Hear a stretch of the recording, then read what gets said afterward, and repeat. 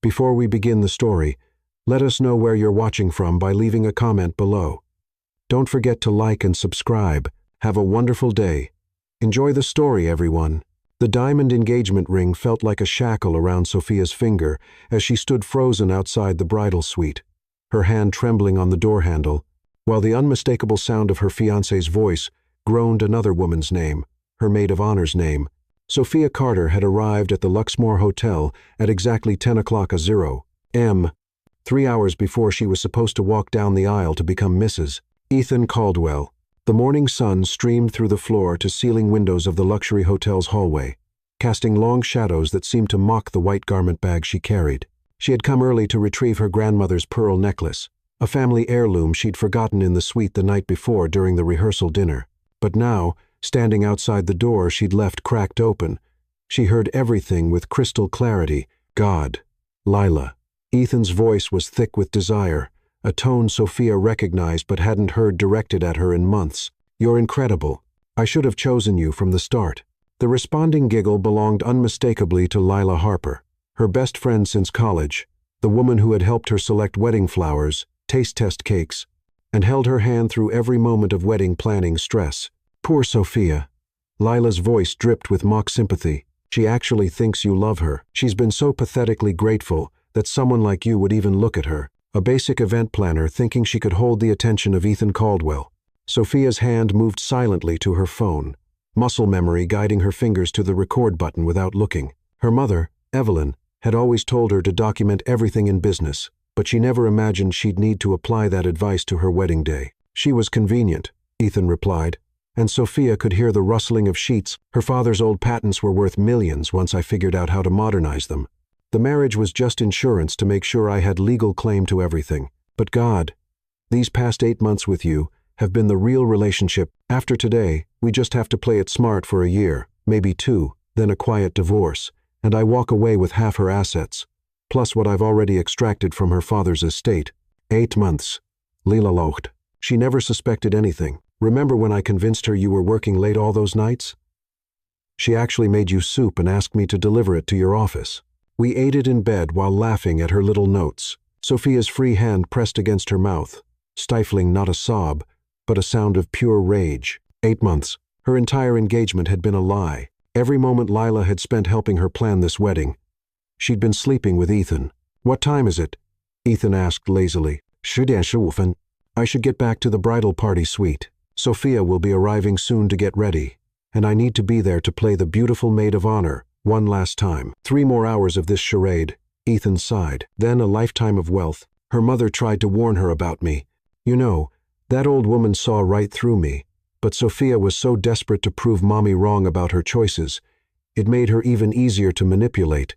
Evelyn Carter is nobody's fool, Lila agreed. But Sophia has spent so long trying to step out of her mother's shadow that she ignored every red flag. Remember when Evelyn hired that private investigator? Sophia actually defended you and cut her mother off for 2 months. Sophia's mind raced. Her mother had hired an investigator. She remembered the fight, remembered accusing her mother of trying to sabotage her happiness out of jealousy.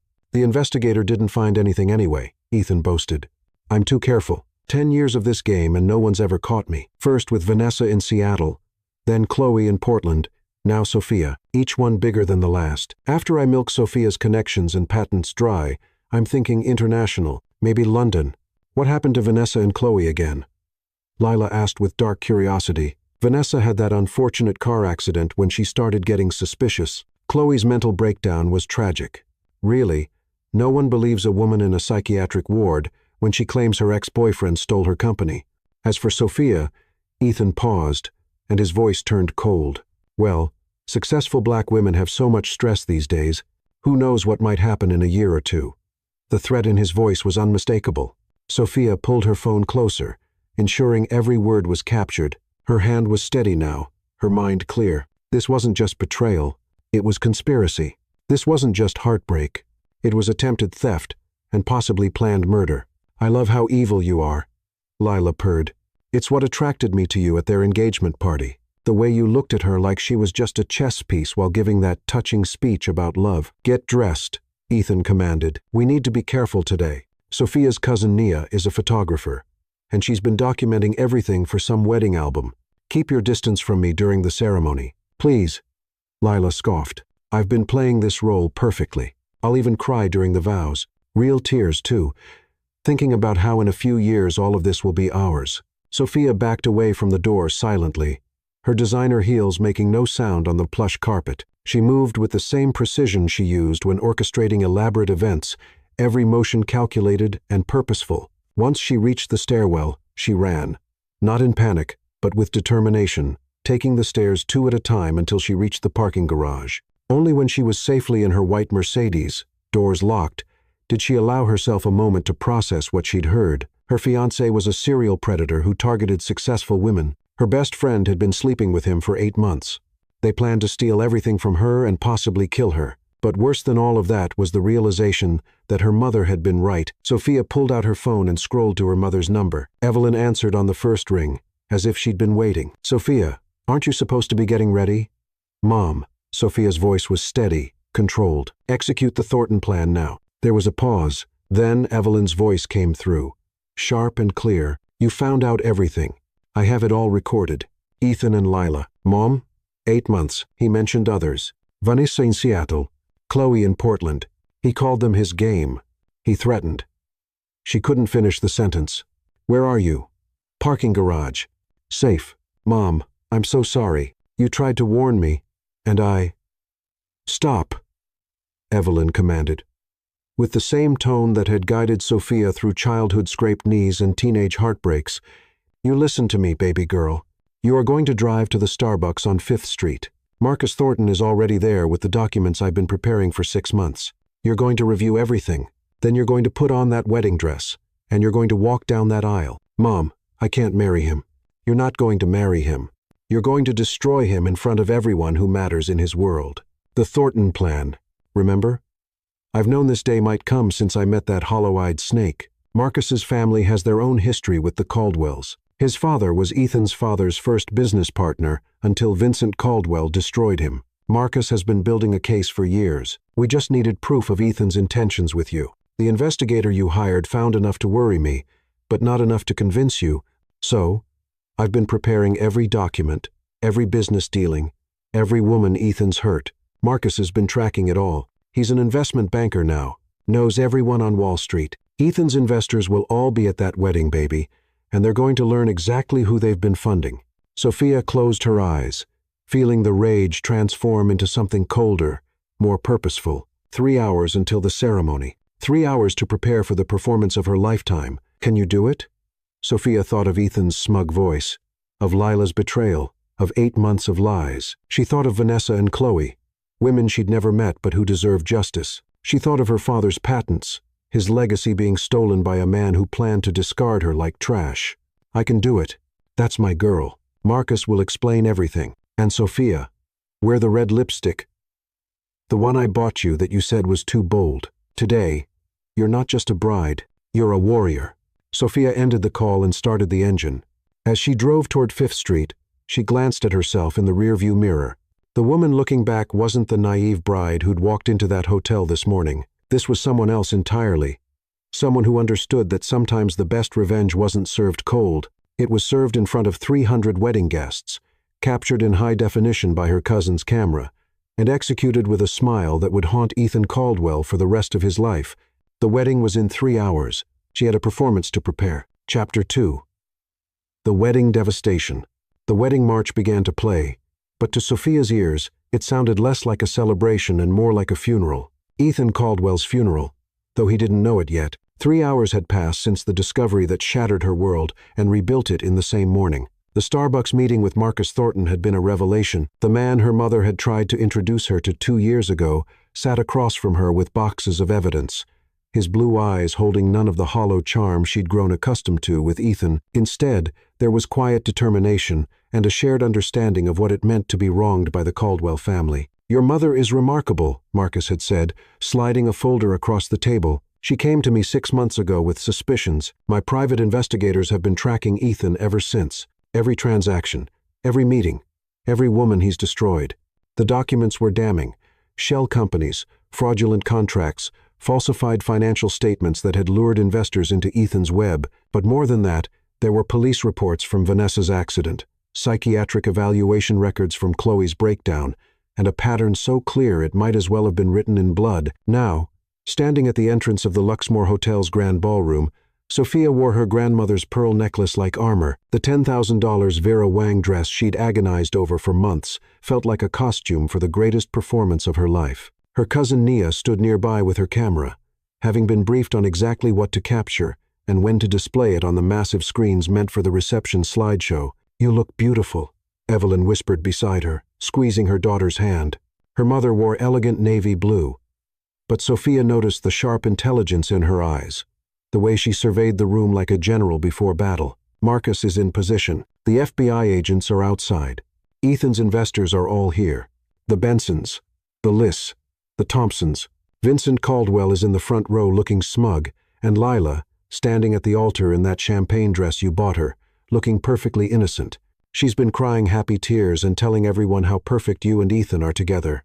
Sophia's red lips, the bold shade her mother had insisted upon, curved into a smile that didn't reach her eyes. "Let's give them a show they'll never forget." The music swelled, and 300 heads turned to watch Sophia begin her walk. She moved with deliberate grace, making eye contact with the guests, many of whom were Ethan's business associates.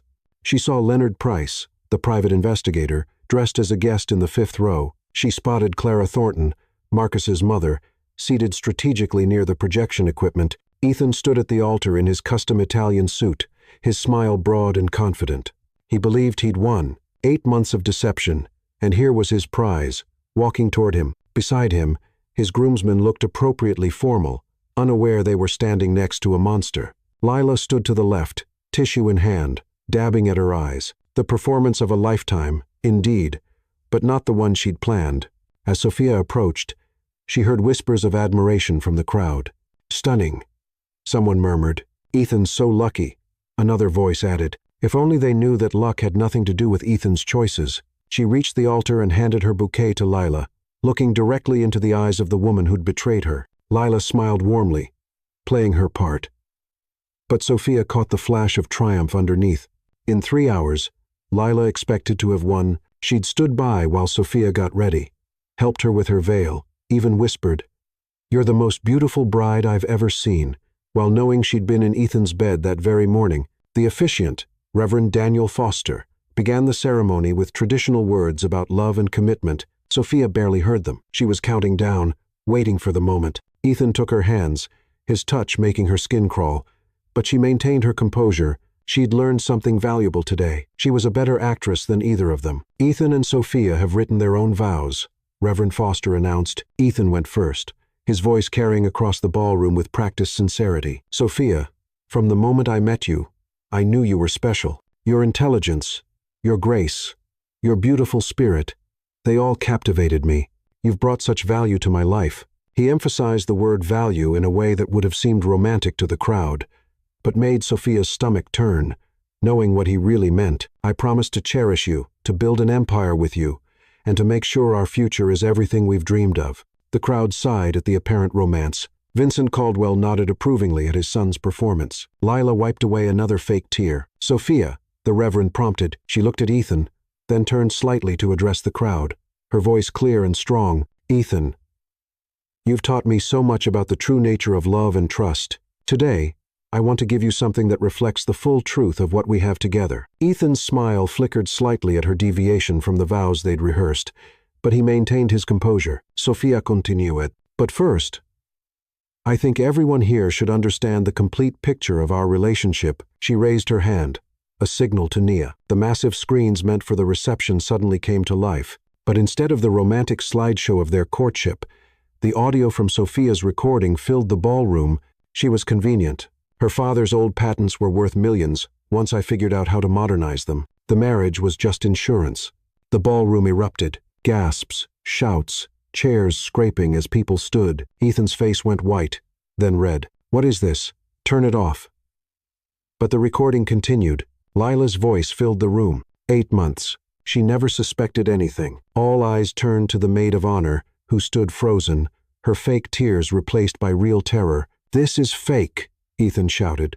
But his voice was drowned out by his own recorded words about Vanessa and Chloe, about his plans for Sophia. Sophia stood perfectly still in the eye of the storm, her red lips maintaining that same cold smile. She waited until the recording reached Ethan's threat about successful black women and their stress, the implication of planned murder hanging in the air like poison. "Turn it off," Vincent Caldwell roared, standing from his seat. But no one moved to help him. When the recording ended, the screens changed to documents. Financial records, falsified contracts, proof of embezzlement, and fraud. Marcus Thornton stood from his position in the third row, his voice carrying with authority. "My name is Marcus Thornton. I'm an investment banker with Morrison & Associates. The SEC has been notified of Ethan Caldwell's extensive fraud. The FBI is currently outside waiting to arrest him for conspiracy, fraud, and conspiracy to commit murder based on the evidence you've just heard and seen." The investors Ethan had spent years cultivating began pulling out their phones, calling their lawyers, their accountants, anyone who could help them distance themselves from the collapse they saw coming. The Bensons were already heading for the exit. The list looked murderous. The Thompsons were on the phone with their legal team. "You." Ethan lunged toward Sophia, but Leonard Price and two other men, who revealed themselves as undercover FBI agents, stepped forward, blocking him. "Ethan Caldwell," Agent Sullivan announced, "you are under arrest for wire fraud, conspiracy to commit fraud, and conspiracy to commit murder. You have the right to remain silent." "This is entrapment," Ethan screamed as they cuffed him. "She set me up." "Lila, tell them." But Lila had collapsed into a chair, sobbing real tears now as she realized the depth of her mistake. 8 months of sneaking around, and for what? To be exposed in front of everyone who mattered in their social circle, to be known forever as the maid of honor who betrayed the bride. Vincent Caldwell approached Sophia, his face purple with rage. "You've destroyed my family. You've destroyed everything." "No." Evelyn stepped forward, positioning herself between Vincent and her daughter. "Your son destroyed himself the moment he decided to prey on innocent women.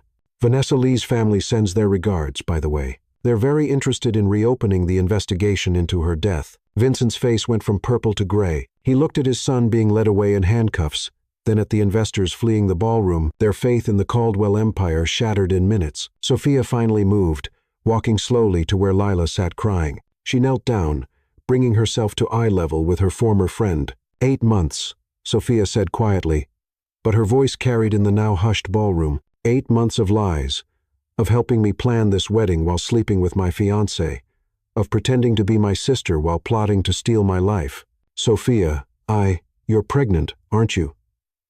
Sophia asked. "Having noticed the subtle signs during the morning preparation, that's why you were so confident. You thought you'd won the ultimate prize." Lila's sobs intensified, confirming what Sophia suspected. "Well, congratulations." Sophia stood, smoothing her wedding dress. "You're having the baby of a man who's going to federal prison, a man who just lost everything. His money, his reputation, his freedom. You wanted Ethan Caldwell. You got him." She turned to address the remaining guests, many recording on their phones, ensuring this moment would live forever on social media. "I apologize for the disruption to what you expected to be a celebration, but I couldn't in good conscience let Ethan Caldwell victimize another woman. The reception has been paid for, so please enjoy the food and drinks. Consider it a celebration of justice instead of matrimony." As she walked back down the aisle, alone this time but somehow stronger, Sophia heard the whispers following her. But they weren't whispers of pity or scandal. They were whispers of awe. "Did you see how she handled that? She knew the whole time and still walked down that aisle. That took incredible courage." Marcus Thornton caught her eye as she passed his row. He nodded once, respectfully, then returned his attention to his phone, where he was coordinating with the SEC to freeze Ethan's assets before Vincent could hide them. At the ballroom entrance, Evelyn waited with Sophia's coat and car keys. "How do you feel, baby?" her mother asked. Sophia considered the question. Her wedding was destroyed. Her fiancé was being arrested. Her best friend had betrayed her. By all accounts, she should be devastated. Instead, she felt free. "Like I just saved my own life," Sophia replied, linking arms with her mother, and possibly the lives of his future victims. As they walked toward the exit, they could hear Ethan still screaming from the police car outside, Lila's sobs from inside, and Vincent Caldwell on his phone, desperately trying to salvage something from the wreckage. The wedding that was supposed to mark the beginning of Sophia's imprisonment had instead become her liberation, and it was only the beginning. Chapter 3. The immediate aftermath. 7 days had passed since the wedding that broke the internet. And Sophia discovered that viral fame tasted nothing like she'd imagined. It was both bitter and intoxicating, like expensive champagne that had been left open too long. The video of Ethan's arrest at the altar had garnered 12 million views across various social media platforms. Someone had set it to Wagner's Ride of the Valkyries, turning her personal catastrophe into a cultural moment. Runaway bride revenge was trending globally. Talk show hosts were dissecting her every move. Legal experts were debating the admissibility of her recording on cable news. And somewhere in federal holding, Ethan Caldwell was learning what it meant to lose everything in the span of 15 minutes. Sophia sat in her corner office at Carter Events, the company she'd built from nothing, while Ethan had been slowly siphoning off her father's intellectual property. The morning sun cast geometric patterns across her desk, where 3 things demanded her attention: a cease and desist letter from Vincent Caldwell's attorneys, a pregnancy test that Lila had mailed to her with a desperate note, and a simple white business card from Marcus Thornton. Her assistant, Harper Quinn, knocked before entering with a stack of messages. "The phone hasn't stopped ringing," Harper said, her usually cheerful demeanor replaced with protective concern. 63 interview requests, including Oprah's people, 42 new client inquiries. Apparently, everyone wants the event planner who turned her wedding into the most watched revenge story of the year. She hesitated. "What is it, Harper?" "Lila's here. She's been sitting in the lobby for 3 hours. Security won't let her up without your permission, but she won't leave."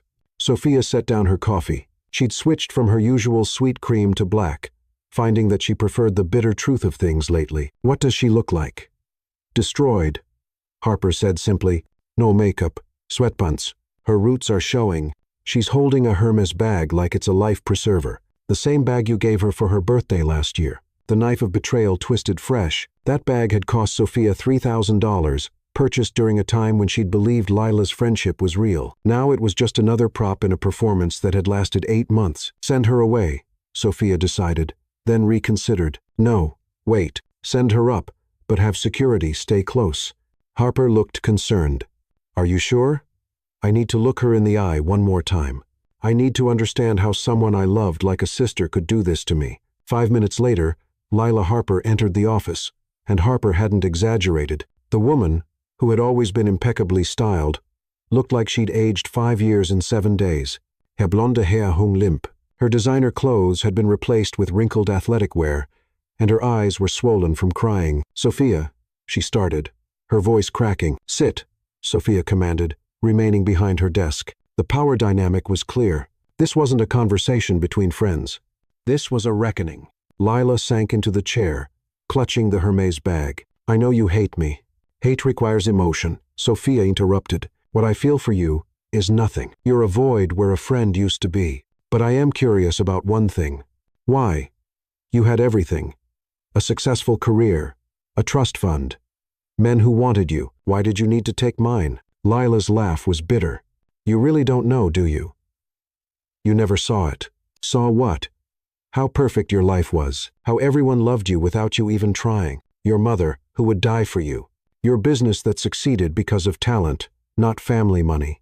Men who saw you as a person, not just a bank account." Lila's voice turned venomous. "Do you know what it's like to be the pretty white girl who's supposed to have everything handed to her, only to watch her black best friend surpass her in every way that mattered?" Sophia felt the words hit her like physical blows. "So, you decided to destroy me out of jealousy." "Ethan approached me first," Lila admitted. "At your engagement party, he said he could tell I was in love with you, that I wanted what you had. He was wrong about the first part, but right about the second. He offered me a deal.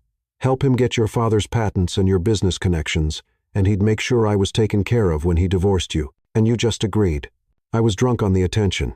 Ethan Caldwell wanting me, choosing me over you. Every time we were together, he'd tell me how much better I was than you, how you were boring, predictable, how he had to force himself to touch you." Lila's eyes filled with fresh tears. "I know now he was lying, manipulating me, just like he manipulated you.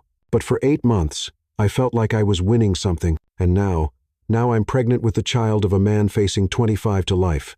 My trust fund has been frozen because my father thinks I'm a liability to the family name. My social media is full of death threats.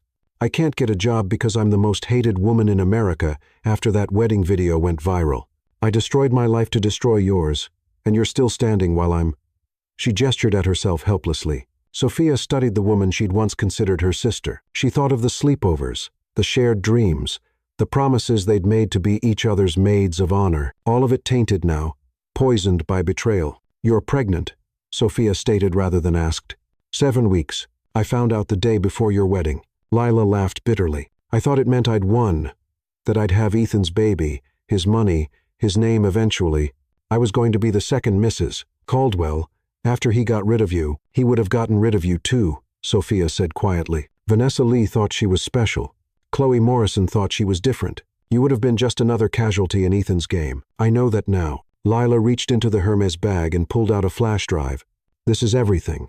Every text, every email, every recorded conversation between Ethan and me. My lawyers say it could help strengthen the case against him, maybe get him life without parole. Sophia took the drive, turning it over in her fingers. Why give this to me? Because I owe you that much. And because, Lila stood, knowing the conversation was over, because I need you to know that somewhere under all the jealousy and bad decisions, I did love you. It just wasn't enough to stop me from destroying us both. After Lila left, Sophia sat alone in her office, holding the flash drive. Her phone buzzed with a text from an unknown number. She almost ignored it, then saw the preview. This is Marcus Thornton. Your mother gave me your number. She opened the full message. I wanted to check in after the week you've had. The SEC has frozen all of Ethan's assets thanks to the evidence we provide. Vincent is under investigation. You should know you're safe now. If you need anything, I'm here. Not as someone your mother chose, but as someone who admires your courage. MT. Sophia read the message 3 times. There was something different about Marcus's approach. He wasn't trying to save her or fix her. He was simply offering support while acknowledging her strength. Before she could respond, Harper burst in. You need to see this. Ethan's on the news. She turned on the office television to find Ethan in an orange jumpsuit being interviewed from jail. His former polish was gone, replaced by desperation and rage. She entrapped me, he was saying. Sophia Carter planned this whole thing. She and her mother, they've been setting me up from the beginning. I loved her. I was going to give her everything, and she destroyed me for money and fame. The interviewer pushed back. But what about the recording? Your own words about the other women. Taken out of context. Edit it.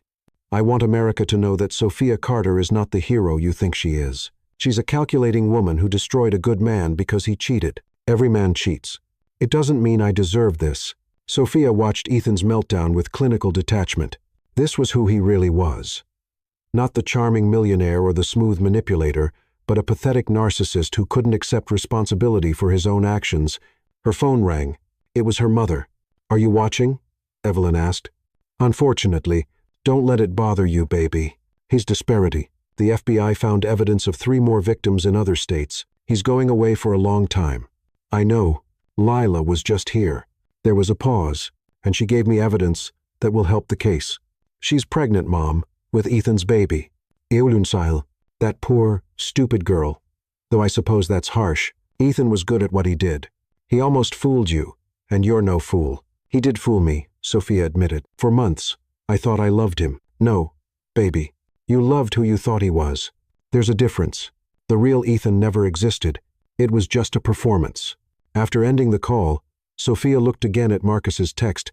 She thought about her mother's words about performances and reality. She thought about Ethan in his orange jumpsuit, still performing even now. And she thought about Marcus, who had helped her without asking for anything in return, who had called her brave instead of broken. She typed back, "Thank you for everything. The SEC move was brilliant. Would you like to get coffee tomorrow? Not because my mother thinks we should, but because I'd like to thank you properly. S." His response came quickly. "I know a place that serves the strongest coffee in the city.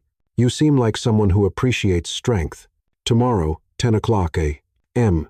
Sophia smiled, not the cold smile she'd worn at her destroyed wedding, but something softer, more genuine. Perfect. As she prepared to leave the office, one more text came through, this time from Nia. "Cousin, you're not going to believe this. A publisher wants to offer you $1 million book deal for your story. Netflix is interested in the rights. You're about to get paid for your pain." Sophia looked out her office window at the city below, at all the people living their lives, unaware that sometimes the worst day of your life could become the beginning of something better. Ethan had tried to steal her father's legacy, her future, her life. Instead, he'd given her something more valuable, the knowledge of her own strength and the ability to recognize real from fake in business and in love.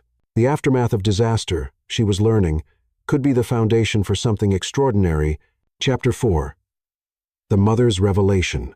3 weeks after the wedding disaster, Sophia stood in her childhood home's kitchen, watching her mother prepare Sunday dinner with the same meticulous care she'd apparently used to investigate Ethan Caldwell for the past 2 years.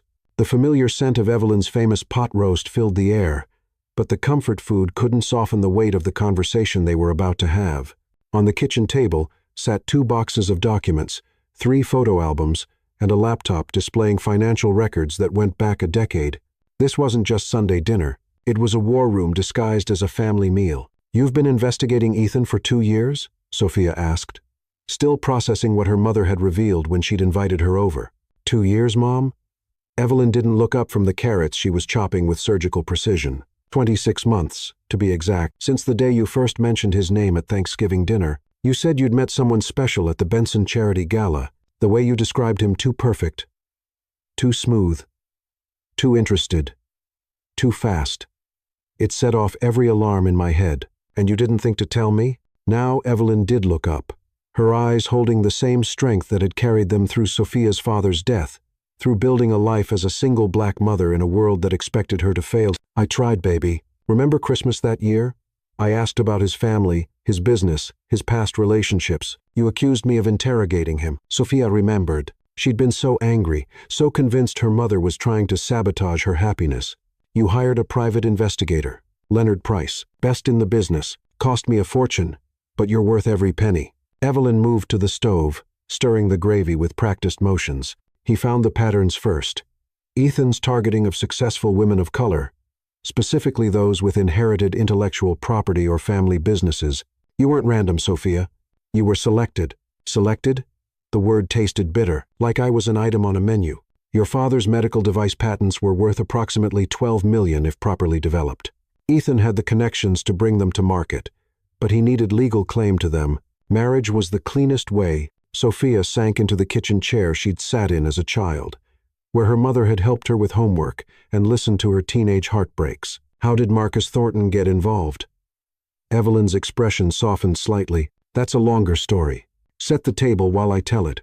As Sophia laid out her grandmother's china, another family legacy Ethan would have stolen, her mother began. "Clara Thornton and I met at a medical conference 15 years ago. Your father was presenting his cardiac device innovations, and Clara's husband, Henry, was looking for investment opportunities. They became partners, friends even. When Henry died in that car accident 5 years ago, the investigation was rushed, closed too quickly. The Caldwell family had just bought out his company in what everyone called a hostile takeover, but Henry's death meant they got it for pennies on the dollar. "You think Vincent Caldwell killed Henry Thornton?" "I think the Caldwells have a pattern of convenient accidents, but Clara and I could never prove it." Then, 2 years ago, at another medical conference, Clara introduced me to her son. Marcus had just made partner at his investment firm, and he'd been quietly investigating his father's death and the Caldwell's business practices. Sophia paused in folding napkins. "You've been planning this for 2 years with Marcus." "Not planning, exactly. Preparing. When I realized Ethan was serious about you, that he was going to propose, Clara and I knew we needed to be ready. Marcus had already connected Ethan to Vanessa Lee's death in Seattle and Chloe Morrison's breakdown in Portland, but we needed proof of intent, proof of the pattern. So, Marcus getting involved at the wedding, he was always going to be there. He had a +1 invitation through the Thornton family's connection to the Caldwell's business circle. The plan was for him to document everything, to be a witness. We didn't know about Lila." Evelyn's composure cracked slightly. "That almost broke my heart more than Ethan. That girl ate at this table. I taught her how to make my sweet potato pie." The doorbell rang before Sophia could respond. Evelyn glanced at the clock. "That'll be Marcus. I invited him to dinner." "Mom!" "Don't mom me. That young man has been protecting you for 2 years without you knowing it. The least we can do is feed him." Marcus Thornton stood on the porch in casual clothes, dark jeans and a button-down shirt, looking nothing like the sharp-suited investment banker from the wedding. He held a bottle of wine and a small bouquet of sunflowers. "Mrs. Carter," he said warmly, handing her the flowers, "thank you for the invitation." "Evelyn, please, we're past formalities." She turned to Sophia. Doesn't he clean up nice outside of crisis mode? Sophia felt heat rise to her cheeks. 3 coffee dates in the past 2 weeks had shown her that Marcus was everything Ethan pretended to be. Intelligent, successful, genuinely interested in her thoughts rather than her assets. But she was still raw, still processing the betrayal, still learning to trust her own judgment again. "Hi," she managed. "Hi," he replied, his smile gentle. "Your mother promised me the best pot roast in Atlanta." I'm hoping she wasn't exaggerating.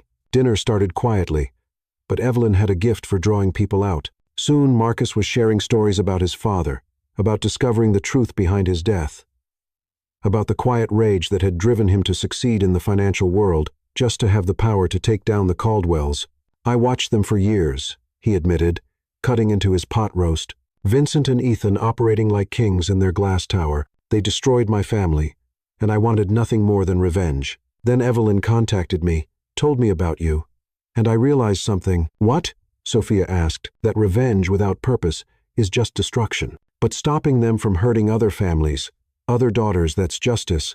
Evelyn nodded approvingly. "The boy has wisdom beyond his years." "The boy is 31. Mrs. Carter Evelyn," Marcus corrected with a laugh. As they moved to dessert, Evelyn's famous peach cobbler, Sophia found herself studying Marcus when he wasn't looking. He helped clear plates without being asked, complimented her mother's cooking with specific details that showed he was paying attention, and when he caught her watching him, he didn't smirk or preen like Ethan would have. He simply smiled and continued his conversation with Evelyn about jazz music. "I should show you something," Evelyn said suddenly, rising from the table. She returned with one of the photo albums. This was taken 3 years ago. The photo showed a charity gala, and in the background, barely visible, were Sophia and Marcus. They were at separate tables, unaware of each other's existence, but the camera had captured them both in the same frame, the Healthcare Heroes Gala. Marcus recognized it immediately. "My mother insisted I attend. I was there representing Carter Events." Sophia remembered. "We organized the silent auction. You were wearing a green dress," Marcus said quietly. "I remember because you outbid me on the signed Miles Davis album. I was annoyed until I saw how happy you were to win it." Sophia stared at him. "You remember that?" "I remember thinking anyone who fought that hard for jazz vinyl was someone worth knowing. But then Ethan swooped in, and..." He shrugged. "Timing is everything." Evelyn excused herself to the kitchen, leaving them alone with the weight of possibility. "Were you watching me for 2 years?" Sophia asked. "Like some kind of guardian angel assigned by our mothers?" "No," Marcus said firmly. "I was watching Ethan. You were just there, bright and talented and kind. Wasted on someone who saw you as a mark. It killed me to watch, but I couldn't interfere without proof. The one time I tried to warn you, the investment seminar..." Sophia breathed, remembering suddenly.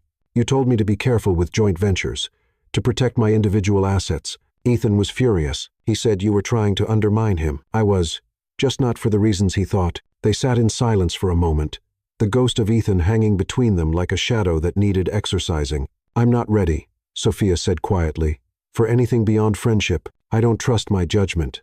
I chose Ethan. I chose Lila. I'm apparently terrible at seeing people clearly." "You're not," Marcus disagreed. "You see the best in people. That's not a flaw. It's a gift. Ethan and Lila took advantage of that gift, but it doesn't make you wrong for having it. How can you be so sure? Because you saw through them eventually. Because when you discovered the truth, you didn't collapse. You conquered. Because you're here having dinner, starting to rebuild instead of hiding." He stood to leave. "And because your mother, who is possibly the smartest woman I've ever met, raised you. You have her strength, Sophia. You just needed a reason to use it." At the door, he turned back. "I know you're not ready for anything beyond friendship. I'm not asking for more, but I want you to know that I'll be here when you are ready. Whether that's 6 months or 6 years from now, some things are worth waiting for." After he left, Sophia helped her mother with dishes, both of them quiet in the comfortable way of family. "You've been planning this," Sophia said finally. "Not just the investigation, but Marcus and me." Evelyn dried a plate thoughtfully. "I've been hoping. There's a difference. I hoped you'd see through Ethan. I hoped you'd be strong enough to survive if you didn't. And I hoped that when the dust settled, you'd see what I saw. The first time Clara showed me a picture of her son, a good man who would appreciate your worth without trying to steal it. And if I never see it, if I decide to be alone, then you'll be alone with my full support. But baby, Evelyn turned to face her daughter. Don't let Ethan's betrayal rob you of more than he's already taken. Don't let him take your ability to love and be loved. That would be the real tragedy. Later that night, Sophia sat in her apartment, looking at the flash drive Lila had given her. Tomorrow, she would hand it over to the FBI, adding more nails to Ethan's legal coffin. But tonight, she allowed herself to think about green dresses and jazz albums, about men who remembered small details from 3 years ago, about mothers who planned for contingencies with the strategy of generals and the love of saints. Her phone buzzed with a text from Marcus. Thank your mother for dinner. Best pot roast in Atlanta. Wasn't an exaggeration. Also, I'm going to the jazz festival next weekend. If you're interested in going as friends who both appreciate Miles Davis, I have an extra ticket. No pressure. MT. Sophia found herself smiling. A real smile that reached her eyes for the first time in weeks. She typed back, friends who appreciate jazz sounds perfect, but I'm buying the drinks. I owe you more than I can ever repay. His response was immediate. You owe me nothing, but I'll let you buy the first round if it makes you feel better. Fair warning, though. I've been known to discuss Charlie Parker for hours. As she set down her phone, Sophia realized her mother had been right about something else. Ethan hadn't broken her. He'd revealed her strength, and maybe, just maybe, he'd cleared the way for something real. Chapter 5. Ethan's desperation. The sound of breaking glass shattered the pre-dawn quiet of Sophia's office building, and she knew before security called that Ethan had finally snapped. 6 weeks of legal proceedings, frozen assets, and public humiliation had transformed him from calculating predator to desperate animal. Sophia stood in her office doorway at 5:47 a.m., surveying the destruction. Her desk had been overturned, client files scattered like confetti across the floor, and sprayed across the wall in red paint were the words, "You destroyed me." But it was what lay in the center of the chaos that made her blood run cold. Her father's framed medical degree, the glass shattered, a knife driven through his name. Don't touch anything, Detective Wallace instructed, though Sophia had no intention of disturbing what was clearly a crime scene. How did he get in? He must still have had his keycard from when we were together, Sophia realized with disgust. I gave him access because he said he wanted to surprise me with late-night dinners when I worked overtime. Romantic, the detective said dryly, photographing the knife. Where were you last night? Home. Asleep. My doorman can verify I didn't leave the building after 9 o'clock p.m. Detective Wallace, a black woman in her 42nd who looked like she'd seen too much to be surprised by anything, nodded. And Ethan's out on bail. His father posted $2 million. The ankle monitor was supposed to track him, keep him away from you. Sophia gestured at the destruction. So much for that. Her phone buzzed. Evelyn calling, then Marcus, then Nia. Bad news traveled fast in the digital age, and someone had already posted photos of the police cars outside her building on social media. Ma'am, a younger officer approached with an evidence bag. We found this in the bathroom. Thought you should see it. Inside the bag was a pregnancy test. Positive, with a note. This could have been ours. Sophia's stomach turned. The pregnancy test wasn't hers, which meant Ethan had either stolen it from Lila or bought one to stage this scene. Either way, the manipulation was clear. He was trying to craft a narrative where she'd destroyed their family, their future children, their perfect life. He's building a defense, Detective Wallace observed. Crime of passion. Broken man driven to extremes by a cruel woman. I've seen it before. Will it work? Not with his history, but he's desperate enough to try anything. The detective's phone rang. She answered, her face growing grim. There's been another incident. Lila Harper's apartment. Can you come with me? The drive to Lila's luxury high-rise took 20 minutes, during which Sophia learned from Marcus's texts that Ethan had also sent threatening emails to every major client of Carter Events, claiming Sophia had stolen trade secrets from him. The man was scorching earth, trying to destroy everything she'd built. Lila's apartment door stood open, police tape already being strung across the entrance. Inside, Sophia could see more destruction, but this had a different quality. Less rage, more systematic. Every piece of jewelry Sophia had ever given Lila had been laid out on the bed, each one broken or bent beyond repair. Where is she? Sophia asked. Hospital. Detective Wallace replied, she's fine physically, just shaken. She was at her mother's house in Buckhead when this happened, but he left her something, too. The detective showed Sophia photos on her phone. written on Lila's bathroom mirror in lipstick. Traitors get what they deserve. He blames her for cooperating with the FBI. Sophia understood. The flash drive she gave me helped build their case. She's requesting a restraining order, says she's scared for her life, and the babies. Sophia felt an unexpected pang of sympathy for Lila. Whatever else she'd done, she didn't deserve to be terrorized by the man who'd manipulated them both. Her phone rang. Harper, nearly hysterical. Sophia, you need to get back here. Ethan's here in the lobby with reporters. He's giving some kind of press conference. Detective Wallace drove with sirens blazing, but by the time they arrived, Ethan had gathered a small crowd. He stood on the sidewalk, technically not violating the restraining order that kept him 500 feet from Sophia. Looking haggard, but playing the victim with Oscar-worthy commitment. I loved Sophia Carter with everything I had. He was saying to the cameras, yes. I had a moment of weakness with Lila. What man hasn't been tempted? But to destroy my entire life, to fabricate evidence, to turn my own child against me. That's enough. Detective Wallace stepped forward, but Ethan wasn't technically breaking any laws. Freedom of speech, even for accused criminals, was still protected. There she is, Ethan pointed as Sophia exited the police car. The woman who seduced me, stole my business strategies, and then destroyed me when I tried to leave her for someone else. She's not a victim. She's a black widow. The reporters turned their cameras on Sophia, shouting questions. Is it true you planned this from the beginning? Did you know about the pregnancy when you humiliated him? How do you respond to claims you fabricated evidence? Sophia stood straight, her mother's strength flowing through her. She thought of Marcus's advice from their last coffee meeting. Never defend, only attack with truth. Ethan Caldwell broke into my office last night and destroyed it, she said clearly, making sure every camera caught her words. He also broke into Lila Harper's apartment and left threatening messages. He's violated his bail conditions and his restraining order. He stalked, threatened, and attempted to intimidate witnesses in a federal case. This isn't a press conference. It's a crime in progress. Lies, Ethan screamed, but his composure was cracking. You took everything from me, my money, my reputation, my father's respect, my child. The child isn't yours. Lila's voice cut through the chaos. She stood behind Sophia, having arrived from the hospital, her face pale but determined. I lied about the timeline to hurt Sophia. The baby is from a one-night stand 2 weeks before I started the affair with you. The DNA test proved it yesterday. The crowd went silent.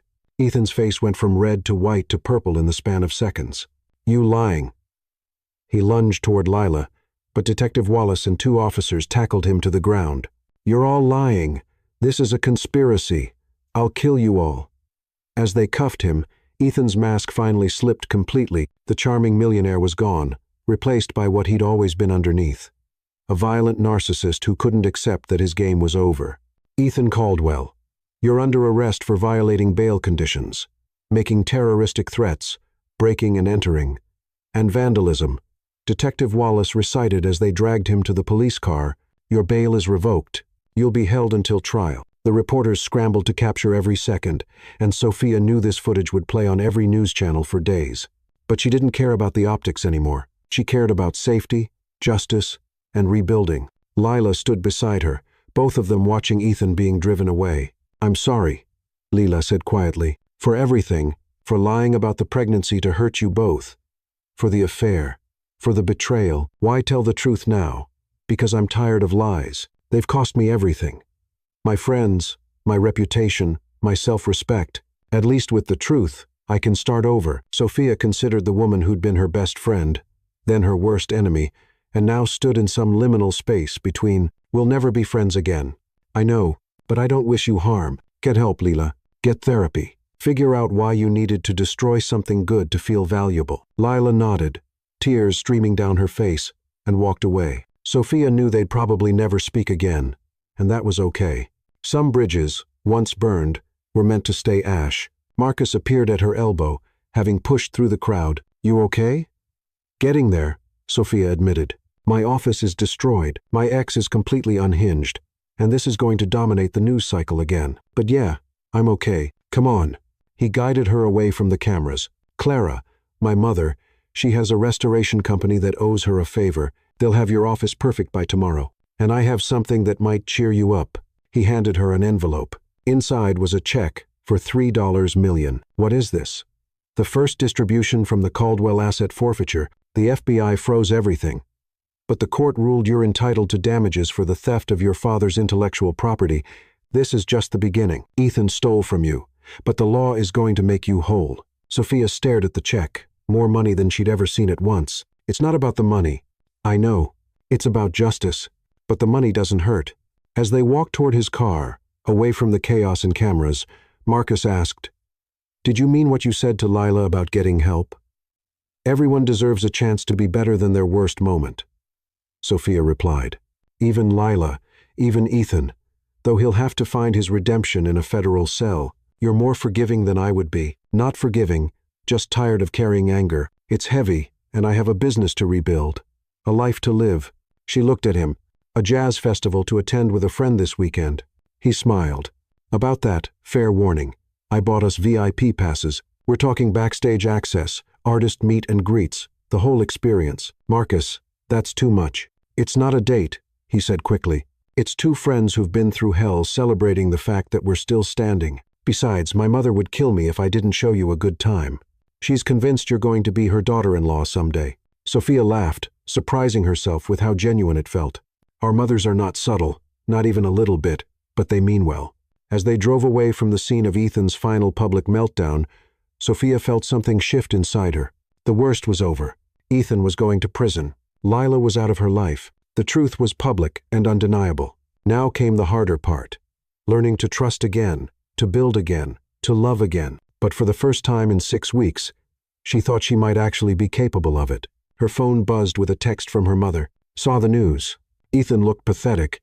You looked powerful. Dinner Sunday. Marcus is invited if you want." Sophia typed back, "We'll be there. And Mom, thank you for everything. For never giving up on protecting me. Even when I pushed you away. That's what mothers do, baby. We see the wolves even when our daughters only see princes. Now, let that nice Thornton boy take you somewhere that doesn't involve police tape." Sophia smiled, looking at Marcus as he navigated Atlanta traffic with easy confidence. Maybe her mother had been right about more than just Ethan. Maybe she'd been right about everything. Chapter 6. The Legal Battle. The federal courthouse in downtown Atlanta had become Sophia's second home 2 months after the wedding disaster. Its marble halls and wood-paneled rooms were now as familiar as her own office, which had been restored to perfection thanks to Marcus's connections, but still carried the ghost of Ethan's rage. Today's hearing was supposed to be routine, a motion to dismiss filed by Vincent Caldwell's army of lawyers, claiming insufficient evidence and prosecutorial misconduct, but Sophia had learned that nothing involving the Caldwells was ever routine. They fought with money and influenced the way generals fought with armies, throwing resources at problems until they disappeared. She sat in the gallery between her mother and Marcus, watching Ethan enter in shackles and an orange jumpsuit that had replaced his Italian suits. 6 weeks in federal detention had stripped away his polish. His hair had grown out, showing gray roots she'd never known existed. His shoulders hunched forward, the confident posture gone.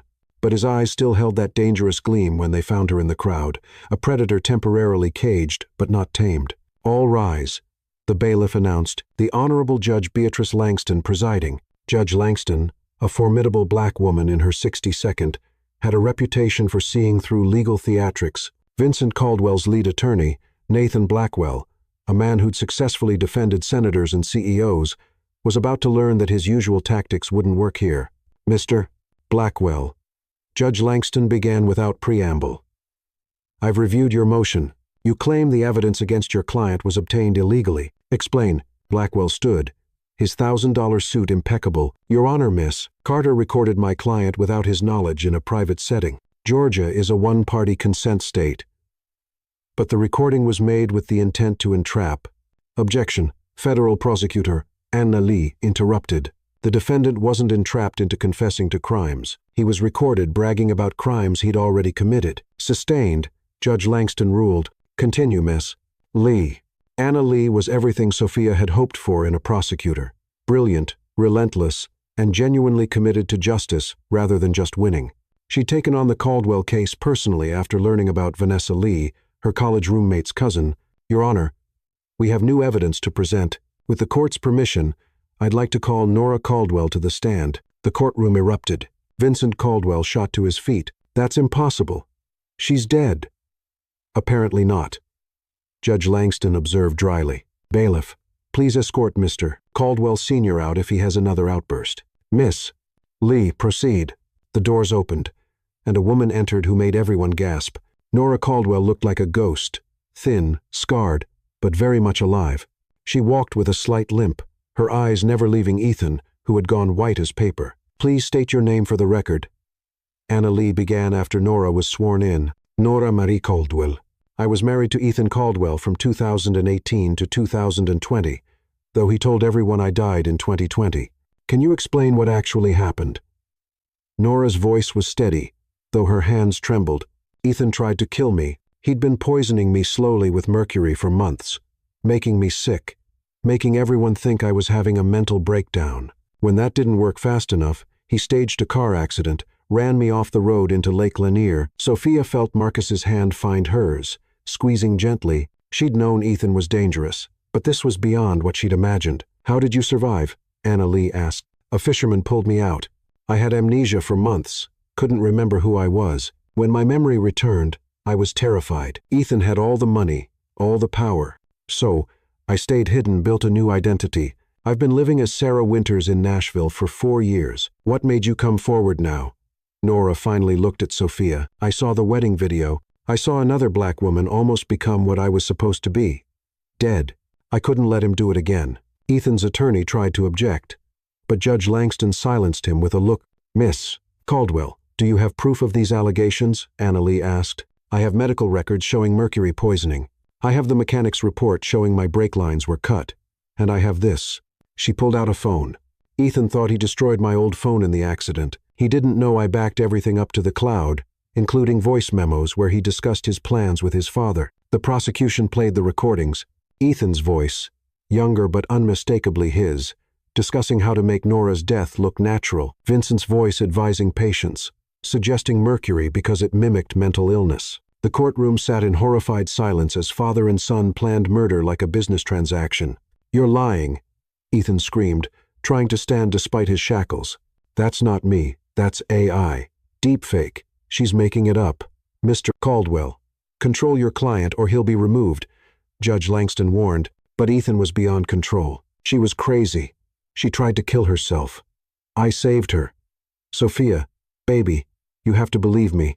This is all lies. They're all conspiring against me. Sophia stood, unable to stay silent. The only conspiracy here is the one you and your father have been running for years. Vanessa Lee, Chloe Morrison, Nora. Almost me. How many women have to die or disappear before you admit what you are? Sophia, please. You told Lila you loved me, while planning to kill me. You stood at our altar knowing you'd already decided how to dispose of me when I was no longer useful. You're not a businessman, Ethan. You're a serial killer who uses marriage instead of a weapon. Judge Langston called for order, but the damage was done. Ethan's mask had shattered completely, and everyone could see the monster underneath. The hearing continued with more evidence. Financial records showing Ethan had stolen over $30 million from his victims, medical records from Chloe Morrison's psychiatric hold that showed signs of poisoning, a suspicious life insurance policy on Sophia that Ethan had tried to take out a month before the wedding.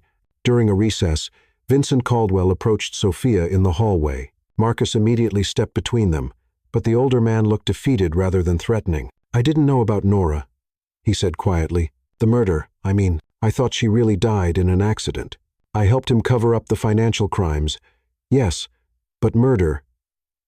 You gave him the idea to use mercury, Sophia reminded him coldly. You might not have known about Nora specifically, but you knew what your son was capable of, and you enabled it. Vincent's shoulders sagged. I created a monster trying to build a legacy. Everything I built is destroyed. The FBI seized all my assets this morning. 40 years of building an empire, gone. Good, Evelyn said, appearing at Sophia's side. Your empire was built on the bones of good people. Henry Thornton, my husband's patents. How many others? You and your son deserve everything that's coming. When court resumed, Anna Lee delivered her closing argument. Ethan Caldwell is not just a con man or a thief. He's a predator who specifically targeted successful women of color, believing they would be less likely to be believed, less likely to receive justice. He was wrong. Today, we have the chance to show that justice doesn't discriminate, that wealth and privilege cannot buy immunity from consequences. Nathan Blackwell tried to argue for mental illness, temporary insanity, crimes of passion, but Judge Langston had heard enough. "I'm denying the motion to dismiss," she ruled. "Furthermore, based on the evidence presented today, I'm adding charges of attempted murder in the first degree for the attacks on Nora Caldwell and conspiracy to commit murder for the planned attack on Sophia Carter. Bail is revoked permanently. The defendant will remain in custody until trial." As Ethan was dragged out, he locked eyes with Sophia one last time. "This isn't over," he mouthed. But it was. At least this chapter was. Outside the courthouse, reporters swarmed. But Sophia had prepared a statement. Today, justice took a step forward. "But this isn't just about me or Ethan Caldwell. This is about every woman who's been told she's crazy when she senses danger. Every victim who's been silenced by power and money. Nora Caldwell's courage in coming forward saved my life, and possibly the lives of Ethan's future victims. We owe her everything." Nora stood beside her, no longer hiding. "I lost 4 years of my life to fear, but seeing Sophia's strength, seeing her refuse to be a victim, gave me the courage to reclaim my story. Ethan Caldwell tried to erase me. Today, I erased his power over me." As they walked to Marcus's car, Sophia's phone rang. It was the FBI. "Miss Carter, this is Agent Sullivan. We just arrested Vincent Caldwell." Turns out Nora's recordings included evidence of 3 other murders he helped cover up over the years. The Caldwell empire is officially dead. Sophia ended the call and shared the news with the group. Evelyn pulled her into a hug. "Your father would be so proud. You didn't just survive, baby. You brought down an entire criminal enterprise." "We brought it down," Sophia corrected, looking at each of them. Her mother, who never stopped protecting her. Marcus, who'd been gathering evidence for years. Nora, who'd found the courage to return from the dead. Anna Lee, who was ensuring justice was served. "Dinner?" Marcus suggested. "I think we've earned a celebration somewhere with good wine." "I haven't had a proper drink in 4 years, Nora added, too afraid someone would recognize me at a restaurant. As they walked together toward a new chapter, Sophia realized that Ethan had been wrong about one thing. He'd said she'd never find anyone who loved her like he did. Thank God for that. His version of love was possession, control, and ultimately destruction. What she'd found instead, in her mother's fierce protection, in Marcus's patient support, in the solidarity of survivors like Nora, was something far more valuable. Genuine care without conditions, support without ownership, love without fear. The legal battle would continue for months, but the war was already won. Ethan Caldwell would never hurt another woman again. Chapter 7. The Quiet Support. 3 months after the wedding disaster, Sophia's business had not just recovered but exploded with success. Though she suspected the $20 million settlement from the Caldwell estate that had been fast-tracked through the courts had less to do with her newfound prosperity than Marcus Thornton's quiet influence behind the scenes. She discovered his first intervention by accident. Harper had mentioned offhandedly that the Langston wedding, a society event that would cement Carter Events as Atlanta's premier planning company, had specifically requested Sophia after that lovely Mr. Thornton had sung her praises at the country club. When pressed, Sophia learned Marcus had been systematically countering every piece of poison Ethan had tried to spread from his jail cell, never taking credit, never mentioning it to her. "You didn't have to do that," she told him over coffee at their usual spot, a quiet cafe that had become their Thursday morning tradition. Marcus stirred his black coffee thoughtfully. "You're right. I didn't have to. I wanted to. There's a difference. Why? Because you deserve to succeed on your merit, not fail because of Ethan's lies. I just made sure people knew the truth. It was always like this with him. Support without strings. Help without expectation of gratitude. So different from Ethan's transactional version of love that Sophia sometimes struggled to accept it as real. Her phone buzzed with an alert from her lawyer. Ethan's trial date had been set for next month. The reality of facing him again made her coffee taste bitter. "You okay?" Marcus asked, reading her expression with the ease of someone who'd been paying attention. "The trial, it's real now. I'll have to testify, see him again, relive all of it in public. You don't have to do it alone. I know Anna Lee is an excellent prosecutor. That's not what I meant." He reached across the table, his hand stopping just short of hers, asking permission without words. When she didn't pull away, he covered her hand with his, "I'll be there every day of the trial, whatever you need. Your company won't appreciate you taking that much time off." He smiled. "I resigned yesterday." Sophia nearly knocked over her coffee. "What? Marcus? Why?" You love that job. I loved the power it gave me to fight the Caldwells. That fight's over. I've been thinking about what's next. And I realized something. I've spent 5 years living for revenge, investigating my father's death, building a case against the people who destroyed him. But that's not living. That's just existing with purpose. So, what's next? I'm starting my own investment firm, specifically focused on helping Black-owned businesses secure funding and navigate the financial world. Your success with the settlement money, turning it into business growth instead of just sitting on it, that inspired me. Sophia studied him. This man who'd upended his entire life partially because of her example, that's a big risk. Everything worth doing is. Besides, he squeezed her hand gently before letting go. My mother has been nagging me about taking risks for the right reasons instead of revenge. She seems to think someone in my life might be worth taking positive risks for. The implication hung between them, unspoken but clear. 3 months of friendship had built something. Sophia wasn't quite ready to name, but couldn't deny existed. Before she could respond, her phone rang. "Evelyn, baby, you need to come to the house now. Bring Marcus." The urgency in her mother's voice had them both moving immediately. During the drive, worst-case scenarios ran through Sophia's head. Had Ethan somehow gotten out? Had Vincent made bail? They found Evelyn in her living room with Nora Caldwell and a woman Sophia didn't recognize. Elderly, frail, but with sharp eyes that missed nothing. "This is Esther Lee," Evelyn said, "Vanessa's grandmother." Sophia's breath caught. Vanessa Lee, Ethan's first known victim. The one who died in a car accident that everyone now knew was murder.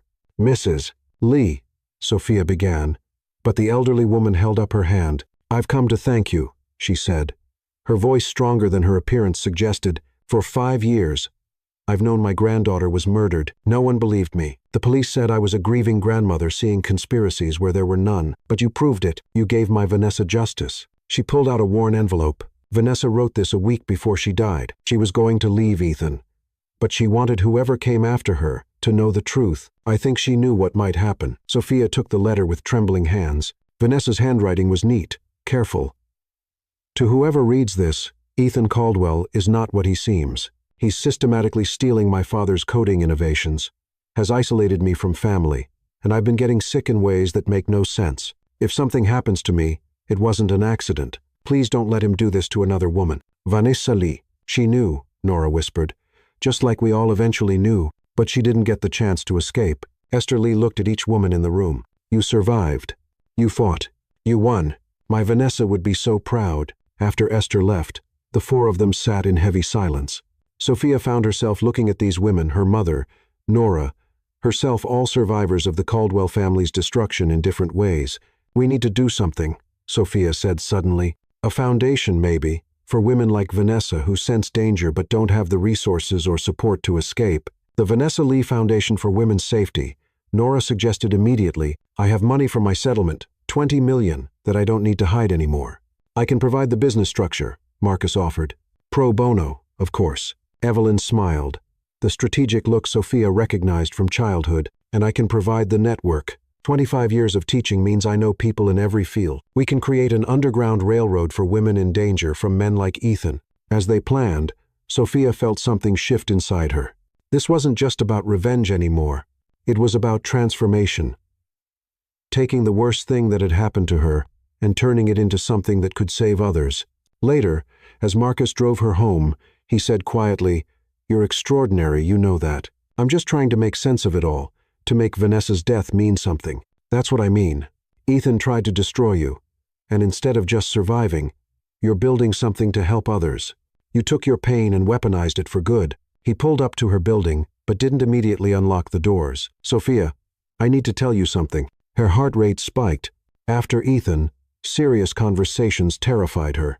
"I'm falling in love with you," he said simply. "I've been trying not to, trying to just be your friend because I know you're not ready. But if I'm starting over, being honest about what I want from life, then I need to be honest about this, too. Marcus, you don't have to say anything. I'm not asking for anything. I just needed you to know that when I show up for you, it's not obligation or pity or even friendship. Really, it's because I love you. I'll wait as long as you need, even if that's forever. But you deserve to know the truth." Sophia sat in stunned silence. Love, real love, Not Ethan's possessive obsession or Lila's jealous betrayal. This was something else entirely. Patient, selfless, honest. I don't know if I can ever... You don't have to know. Just don't disappear on me, okay? We can stay exactly as we are for as long as you need.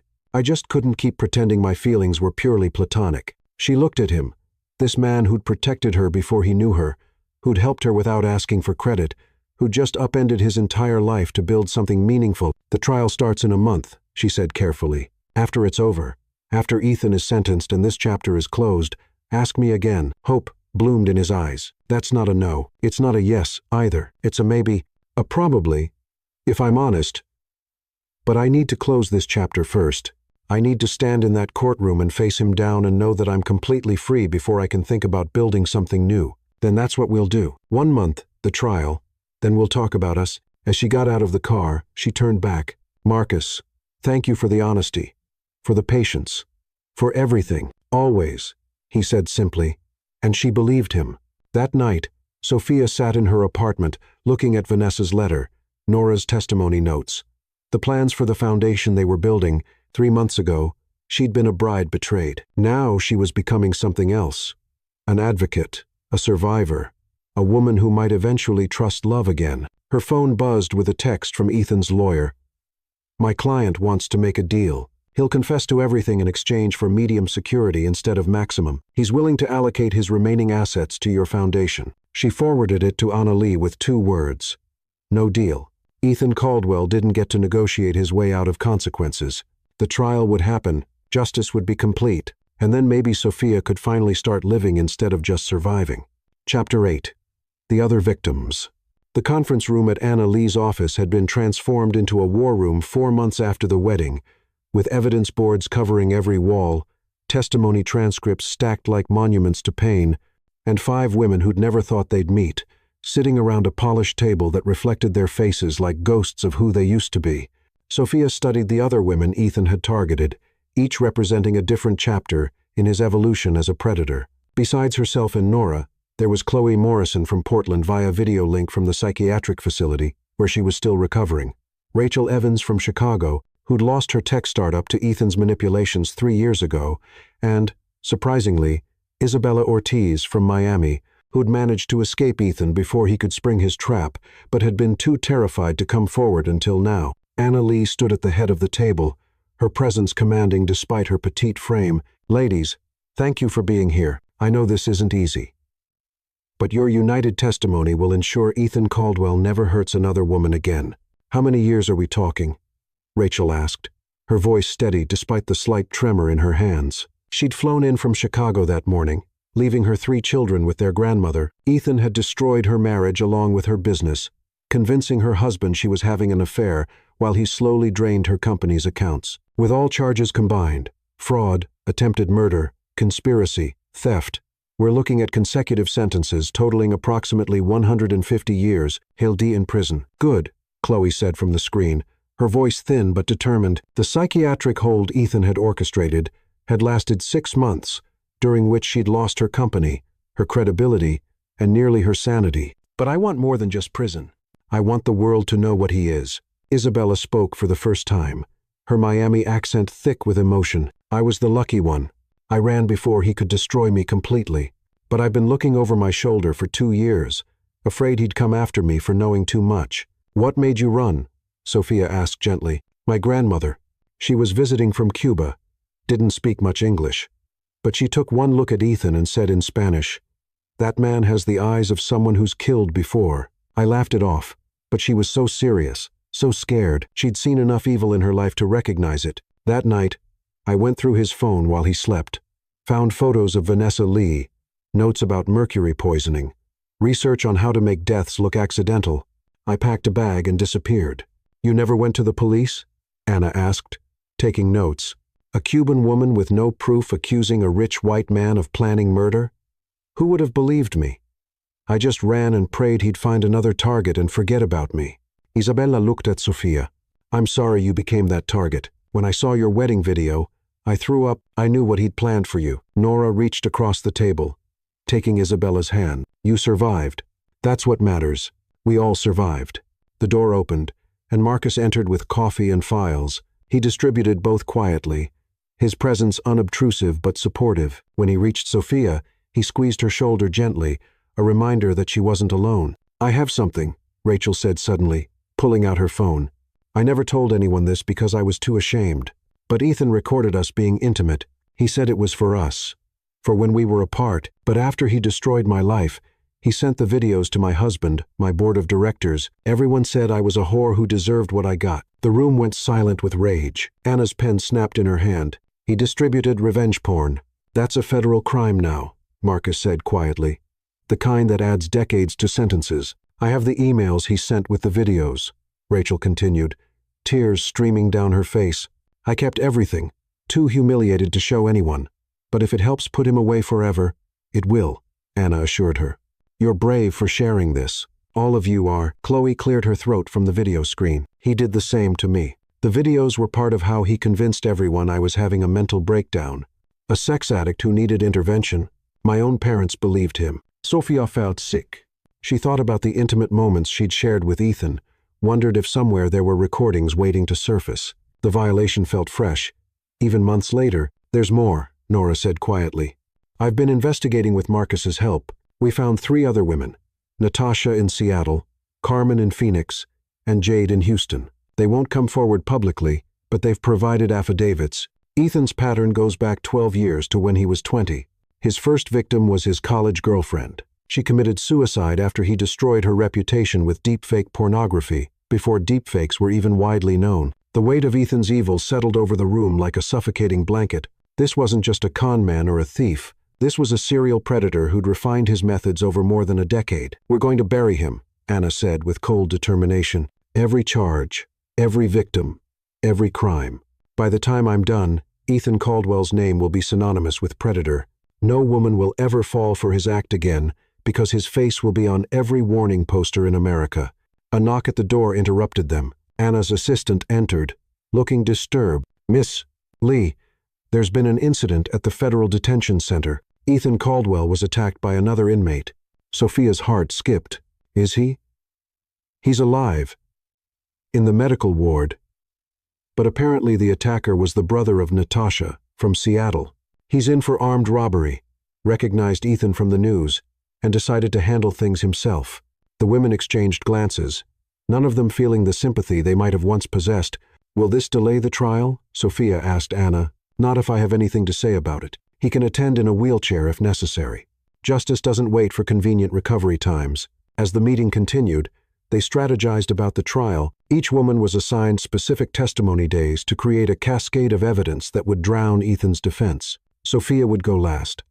The culmination of a pattern that started with a college girl's suicide and led to a wedding altar ambush. After the meeting, Marcus walked Sophia to her car. "You okay? I keep learning new depths to his evil. Every time I think I understand what he was, I discover something worse. But you're facing it. All of you are. That takes incredible courage. Or desesperación.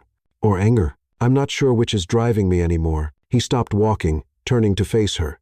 "It's courage. Desperation would have you hiding. Anger alone would have you seeking revenge outside the law. This building a foundation, uniting victims, ensuring legal justice, this is courage." 4 weeks until the trial, she said. Changing the subject from compliments she didn't know how to accept. "Are you ready?" "The question is, are you ready? You'll have to see him, sit in the same room, relive the worst moments of your life in public. I'll be ready."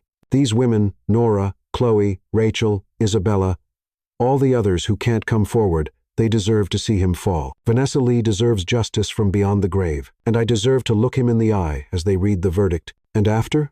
Marcus asked carefully, reminding her of their conversation from a month ago. "After, we talk about us, about the future, about building something real on the ashes of what was fake." He smiled, the kind of smile that reached his eyes and made her remember what genuine affection looked like. "I'm going to hold you to that." That night, Sophia sat with the other victims' stories spread before her. Each woman had been chosen carefully. Successful, isolated from support systems in some way, possessing something Ethan wanted, but more than that, each had been strong enough to interest him. He didn't prey on weakness. He was attracted to strength because breaking it fed his ego. Her phone buzzed with a message from an unknown number. She almost deleted it, then saw it was from the Federal Detention Center. Against her better judgment, she opened it. It was from Ethan, somehow sent from the medical ward. "You think you've won, but you've just made me famous. Every man in America will know my name, study my methods. I'm going to inspire a generation. You didn't defeat me, Sophia. You made me immortal." She forwarded it to Anna immediately, then deleted it from her phone. But his words lingered. Was he right? By exposing him so publicly, had they created a blueprint for other predators? Then she thought of the foundation they were building, the warning systems they were putting in place, the education programs Evelyn was developing. For every predator who might learn from Ethan, they would teach 100 women to recognize the signs, to trust their instincts, to run before it was too late. She texted the group chat Anna had created for the victims. "Ethan sent me a message trying to scare me. Don't let him win. We're stronger together than he ever was alone." The responses came immediately. Nora, "He's desperate, scared. Good. Rachel, let him rot in his fear like we rotted in ours." Isabella, "My grandmother says evil always thinks it's winning right before it falls." Chloe, 4 weeks, then we never have to think about him again. But Sophia knew better. They would always carry Ethan with them, not as a victor, but as a scar that proved they'd survived. The trial wouldn't erase the past, but it would lock away the monster, and maybe, just maybe, let them all finally start healing. Chapter 9. The Final Gambit. The FBI field office in downtown Atlanta felt like a fortress at 2 a.m., 5 months after the wedding disaster. But Sophia knew that no amount of federal protection could guarantee safety from a desperate man with nothing left to lose. Ethan had been released from the medical ward 3 days ago, and his lawyer had made an unusual request through Anna Lee. He wanted to meet with Sophia alone, claiming he had information about other victims, that he would only share with her. No lawyers, no recordings allowed. The FBI had immediately seen it as an opportunity, though Sophia recognized it for what it was. Ethan's last attempt at control. Agent Sullivan stood before her, holding the wire that would be taped to her ribs. "You don't have to do this. We have enough evidence to convict him without a confession, but not enough to guarantee life without parole." Sophia countered. She had dressed carefully for this meeting.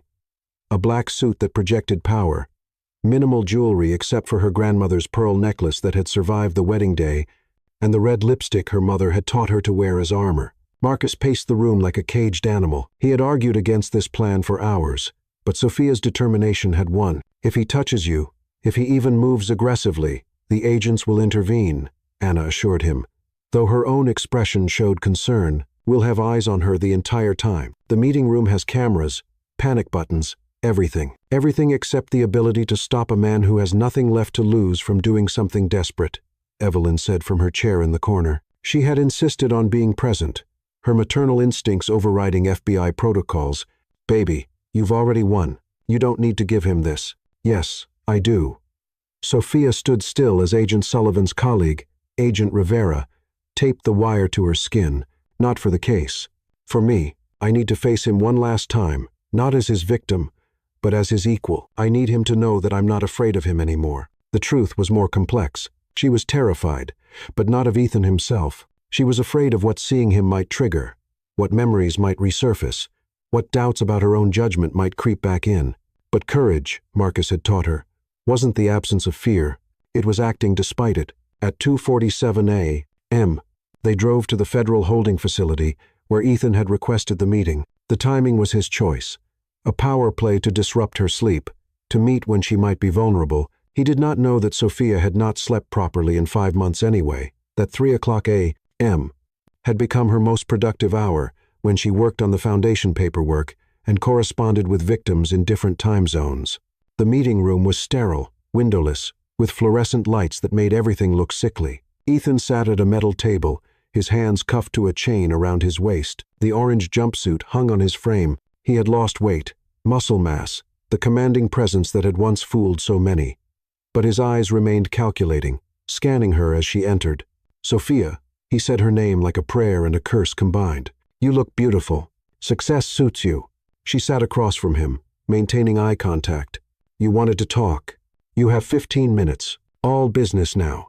Remember when you used to smile when you saw me? When you used to?" 14 minutes and 30 seconds. His facade cracked slightly. "I know about the wire. They think I'm stupid, but I know you're recording this." Sophia kept her expression neutral, though her heart raced. If he knew about the wire, this could all be for nothing. Ethan leaned forward as much as his restraints allowed. "But I don't care. I want you to record this. I want everyone to know the truth." "Which version of the truth?" "You seem to have so many. The real truth. That I loved you." The words hung in the air like poison gas. Sophia forced herself not to react, not to laugh at the absurdity or rage at the audacity. "You don't destroy people you love, Ethan." "No? Then why are you destroying me?" His voice turned pleading, the master manipulator pulling out his final performance. "We could have been perfect together. Your business sense, my connections, we could have built an empire on the bones of how many women? Vanessa Lee, Chloe Morrison, Nora, who you tried to murder?" Nora was weak. The mask slipped completely, revealing the monster beneath. "She found out about the patents I was developing from Henry Thornton's research. She was going to expose me. I had no choice. There it was. A confession to attempted murder captured on the wire. And Vanessa? Vanessa was practice." His voice turned cold, clinical. "I needed to know if I could do it. If I could take a life and walk away clean. She was so trusting, even as I poisoned her, even as I cut her brake lines. She texted me that she loved me." Sophia's stomach turned, but she pressed on. "Chloe?" Chloe figured it out too quickly. Smart woman, too smart. The psychiatric hold was elegant, though make everyone think she's crazy, and no one believes her truth. She's still in that facility, isn't she? Still screaming about me while they medicate her into silence. She's recovering. She'll testify at your trial. Ethan laughed, a sound devoid of humor. "They all will, won't they? My conquests, parading their victim status for sympathy. But they're not victims, Sophia. They're participants. They wanted what I offered. Wealth. Status. The fantasy of being chosen by someone like me. Someone like you?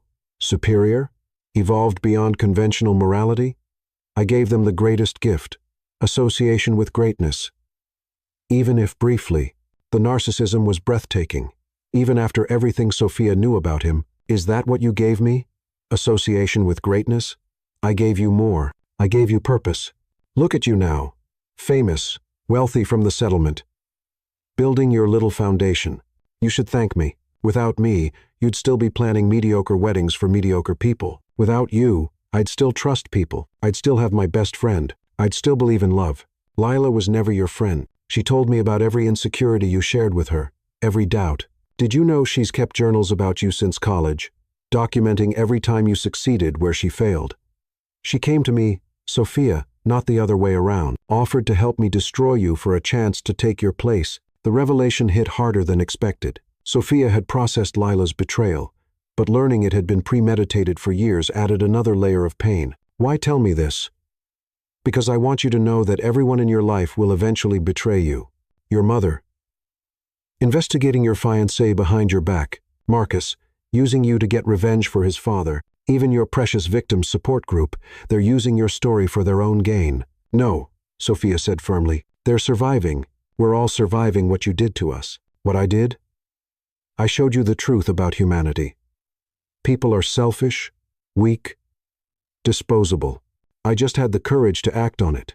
You had the sickness to act on it. There's a difference. Ethan's eyes flashed with rage. You think you're better than me? You destroyed my life just as thoroughly as I planned to destroy yours. The only difference is, you had help. The difference is, I was defending myself. You were hunting. Semantics. He leaned back, studying her. Do you want to know why I really chose you? Sophia waited, knowing he would tell her regardless. Your father's patents were valuable, yes, but it was more than that. You reminded me of my mother before Vincent broke her. Strong, independent, successful. I wanted to break something that reminded me of her, to prove I could do what he did, but better.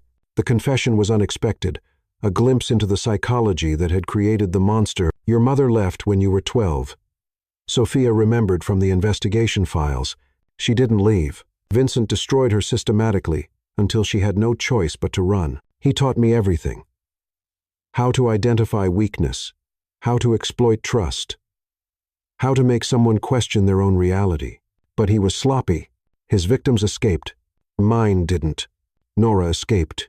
Isabella escaped. He escaped. Did you? You're here at 3 o'clock a.m. talking to me. I'm in your head, Sophia. I'll always be in your head. Every time Marcus touches you, you'll wonder if he's playing a longer game. Every time you make a friend, you'll wonder when they'll betray you. I've poisoned your ability to trust forever. That's a murder that doesn't require death. The words were designed to wound, and they found their mark. But Sophia had learned something in 5 months of therapy and support groups. Truth could be acknowledged without being accepted as permanent. You're right, she said, surprising him. You did poison my ability to trust blindly, but blind trust was what made me vulnerable to you. Now I trust with verification. I love with boundaries. I build relationships with foundations instead of fantasies. You didn't break me, Ethan. You refined me. Pretty words. But we both know the nightmares haven't stopped. The panic attacks when someone moves too quickly, the way you check locks 3 times before bed. How do you know? Sophia stopped, realizing, you have someone watching me. Ethan smiled, the expression grotesque in the harsh lighting. I have admirers. Men who understand what I was trying to achieve. They send me updates, photos. You should see the one of you crying in your car outside the courthouse, beautiful in your vulnerability. Sophia's hand moved to the panic button under the table, but she didn't press it. Not yet. Give me names. Why would I do that? Because you're proud of it. Because you want me to know how far your influence reaches. True, he considered. Julian Webb, investment banker, lives in your building. Liam Chen works at your coffee shop. Oliver Morrison, no relation to Chloe, teaches at Emory. They all see what I saw. A world where women like you need to be reminded of their place. Sophia memorized every name, knowing the FBI was recording everything. They're going to prison, too, you know. Stalking, conspiracy, harassment. You've just signed their arrest warrants. Ethan shrugged. They knew the risks. They believe in the cause of destroying successful women, the cause of maintaining natural order. Men lead, women follow. It's biology, evolution. You've disrupted that order, but nature always corrects itself. Is that what you'll tell yourself in prison? That you're a victim of natural correction? His composure finally shattered completely. I'll tell myself that I almost had it all, that if you hadn't been such a frigid whore who snooped where you shouldn't have, we'd be married now. I'd have your father's patents, your business connections, your body when I wanted it. And in a few years, when you'd outlived your usefulness, you'd have had an accident like the others, and I'd have moved on to the next target, with your fortune added to mine. There it was. Full confession to planning her murder. Recorded clearly on the wire, but I did snoop. I did find out, and now you'll die in prison instead of in a penthouse. Ethan lunged forward as much as his chains allowed, his face contorted with rage. I should have killed you that morning in the hotel. Should have strangled you when you walked into that suite. But you didn't. Because you're a coward who kills through poison and staged accidents, not face to face. You're not a predator, Ethan. You're a parasite. The guards rushed in as Ethan struggled against his restraints, screaming obscenities and threats. As they dragged him away, he managed one last coherent sentence. Check your brakes, Sophia. My admirers are everywhere. Outside the facility, Sophia collapsed into Marcus's arms, the adrenaline finally crashing. Anna Lee was already on the phone with the FBI, arranging arrests for the men Ethan had named. You did it. Marcus whispered into her hair. You got everything. Full confession to multiple murders, conspiracy, future plans. He'll never see freedom again. He knew about the wire, Sophia said, still shaking. He wanted to confess. Why? Evelyn answered, her voice heavy with understanding. Because he's a narcissist who couldn't bear the thought of being forgotten. He wanted his story told, even if it meant life in prison. In his mind, infamy is better than anonymity. As they drove home, the sun beginning to rise over Atlanta, Sophia thought about Ethan's final threat. His admirers, his influence, his poison spreading even from behind bars. But she also thought about the women who'd united against him, the foundation they were building, the future that existed beyond his shadow. The trial starts tomorrow, Anna said. After this confession, it's really just a formality. He'll plead guilty to avoid the death penalty, take life without parole. Good, Sophia said, meaning it. I want this chapter closed. But she knew, as they all did, that some chapters never fully close. They just become part of your story. Scar tissue that reminds you of wounds survived and strength discovered. Ethan would always be part of her history, but he would not define her future. Chapter 10. Justice and New Beginnings. The federal courthouse at 9:00 a.m. was surrounded by news vans and protesters. 6 months to the day after Sophia had discovered Ethan's betrayal. But inside courtroom 7, there was only the quiet rustle of papers and the weight of impending justice that made the air itself feel heavy with consequence. Ethan Caldwell sat at the defendant's table in a suit that no longer fit his diminished frame, his hands shackled, his father notably absent, Vincent having fled to a non-extradition country 3 weeks prior, abandoning his son to face justice alone. The man who had once commanded rooms with his presence now looked like what he truly was: a hollow predator.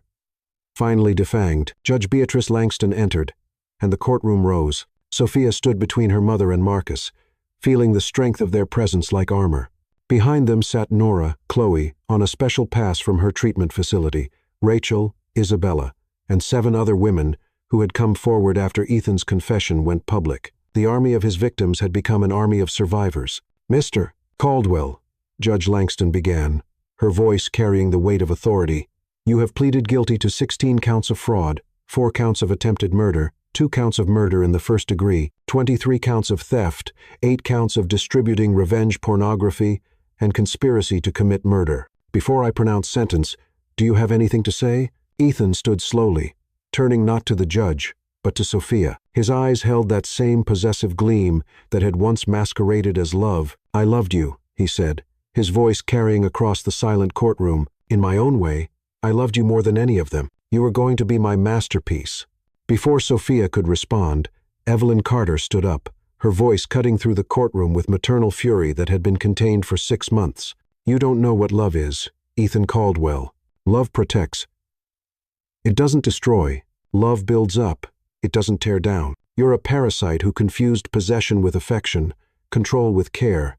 My daughter survived you not because you loved her, but because real love surrounded her from me, from Marcus, from these brave women who stood with her. You're about to learn what happens when you mistake a strong black woman's grace for weakness."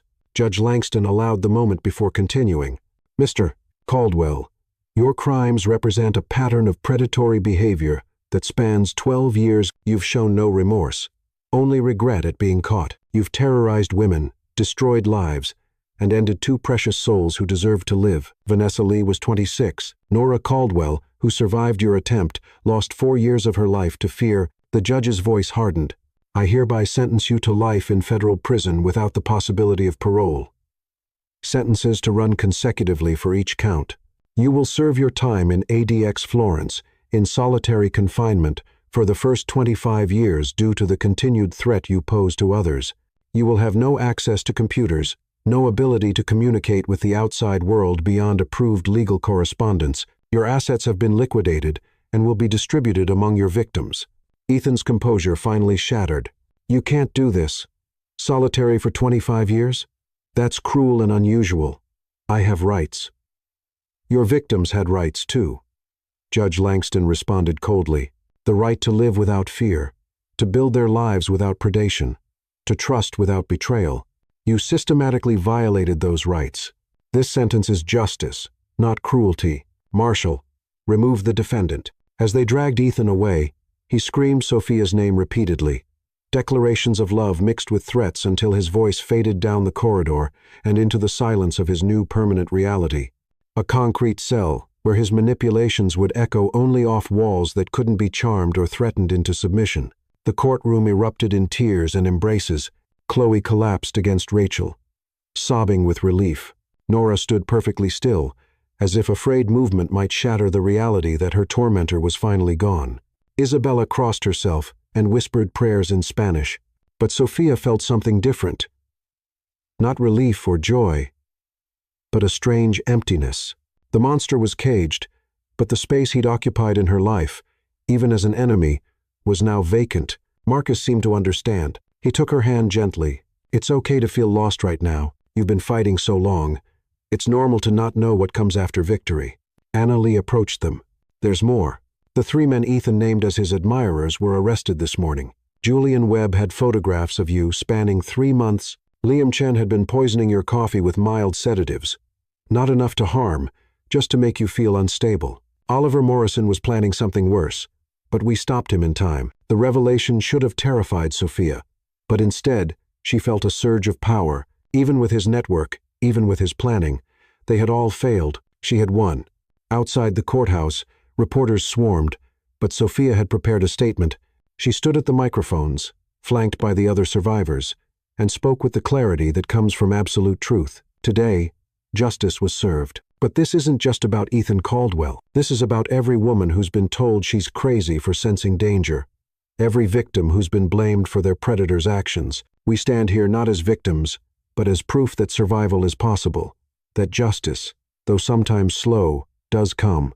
The Vanessa Lee Foundation for Women's Safety launches today. Funded by the very wealth Ethan stole from his victims, he tried to build an empire on our bones. Instead, we are building a fortress where future women can find safety. The crowd erupted in applause, but Sophia was already walking away, done with the public spectacle of her pain. 6 hours later, at 3:00 p.m., the Carter family church had been transformed with simple elegance. White roses and lilies, candlelight casting warm shadows on the stained glass, and only 50 guests, instead of the 300 who'd witnessed her humiliation 6 months ago. But this was perfect, intimate, real, in a way her first wedding had never been. Sophia stood in the preparation room, wearing a simple ivory dress that her grandmother had worn in 1952, altered to fit perfectly. No $10,000 designer gown, no excessive jewelry, just the pearl necklace that had witnessed everything and survived intact. Evelyn entered, tears already streaming. "You don't have to do this today, baby. I know it was Marcus's idea to reclaim the date, but—" "It was my idea, Mom," Sophia corrected, taking her mother's hands. 6 months ago, on this exact date, my life exploded. Today, I'm choosing to rebuild it. Ethan doesn't get to own this date forever. And Marcus, are you marrying him because you love him or because I chose him?" Sophia smiled, remembering all the quiet moments of the past 6 months. Marcus bringing coffee exactly how she liked it without being asked. Marcus standing guard while she testified. Marcus building his new company specifically to help women like her protect their assets.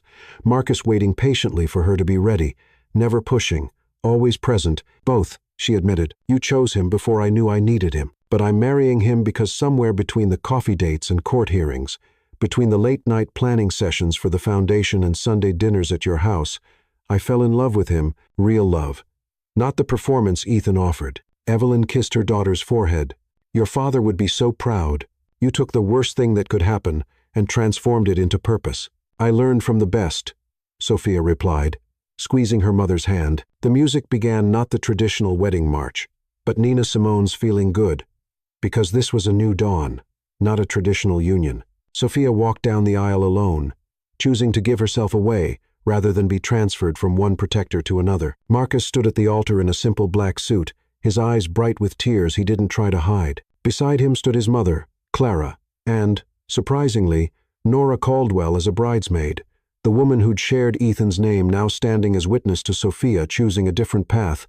Reverend Foster, who had been prepared to marry her to Ethan 6 months ago, now spoke different words. "We gather today, not in spite of the past, but because of it." Sophia and Marcus found each other in the darkness and chose to be each other's light. When it came time for vows, Marcus went first, his voice steady and sure. "Sophia, I've loved you since you outbid me for that Miles Davis album 3 years ago. I've loved you through investigation and revelation, through triumph and trial. You asked me once why I helped without asking for anything in return. The answer is simple. Your strength in surviving made me want to be worthy of standing beside you. I promise to never dim your light, to support without suffocating, to love without possessing. You are not mine to own, but mine to cherish. And I will spend every day earning the gift of your trust." Sophia felt tears she hadn't cried through 6 months of trauma finally fall freely. When she spoke her vows, her voice carried the power of absolute certainty. "Marcus, you showed me that real love doesn't announce itself with grand gestures and hollow promises. It shows up with coffee and quiet support. It builds foundations instead of cages. It celebrates strength instead of trying to break it. 6 months ago, I thought I knew what love was. I was wrong.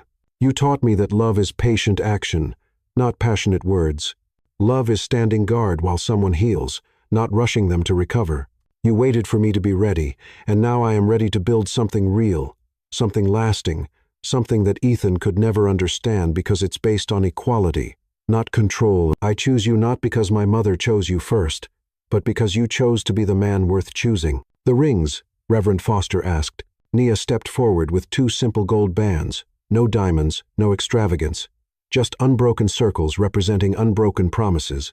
As they exchanged rings, Sophia noticed movement in the back of the church. Lila stood in the doorway, heavily pregnant now, tears streaming down her face. For a moment, their eyes met. Betrayer and betrayed. Former friends who'd loved and lost each other to a man's manipulation. Sophia nodded once, permission to stay, and Lila slipped into the last pew. "I now pronounce you husband and wife. Marcus, you may kiss your bride." The kiss was gentle, respectful, a promise rather than a possession.